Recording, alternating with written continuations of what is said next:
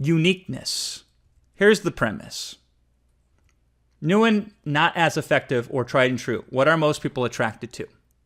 I will tell you, for better or worse, new and not as effective is something that customers are more attractive to than tried and true. They would rather spend money on new and not as effective than they would on tried and true. It's sad, but that's the case. Now, I'm not saying that we try to trick them, but here's what we can do. If the premise is that, then here's the conclusion. How or what uniqueness should my solution have to get the most attention and desire for it?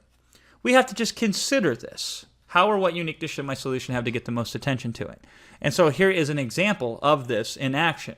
How do I use WhatsApp to generate traffic to my affiliate offers free and easily?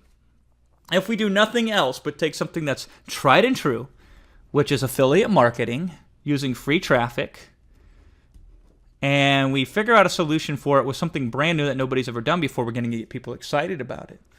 And we're going to be able to give them a solution.